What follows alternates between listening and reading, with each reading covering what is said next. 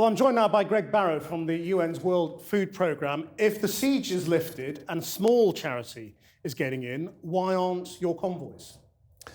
Our convoys aren't getting in because we're talking about 10, 15 trucks carrying food for 40,000 people for a month. We can't simply force our way through. This is a very complex and coordinated exercise that has to take place when we know we can get through those checkpoints and when we know we can get in there and get that food to the people who desperately need it in an orderly fashion. So when they say the siege has been lifted, are you saying it hasn't?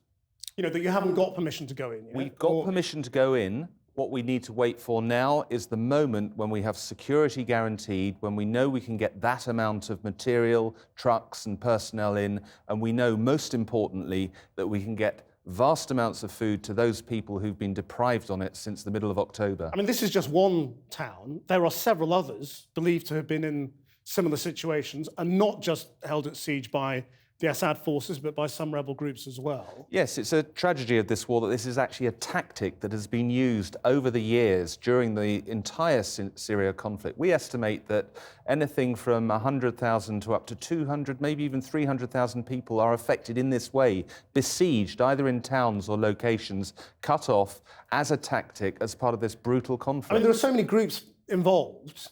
If the Assad government says you can go in, does that mean Hezbollah says yes and any Iranian people there say yes? I mean, or do you have to negotiate with each of these parties as you go along? Well, if we take this situation with Madaya today, the reason we're able to go in is because of a localized agreement between the government and the opposition forces, who then said to the UN, you can enter Madaya and you can also enter these other cities to the northern part of Syria that are being besieged by opposition forces. So it's a coordinated, negotiated agreement that's a quid pro quo between different groups. But do you think the UN, the different UN bodies have been shouting loud enough? I mean, this Madaya story has kind of grown up over the last few days when images came out, and that pressure seems to have helped get the Syrians to say, OK, you can go in.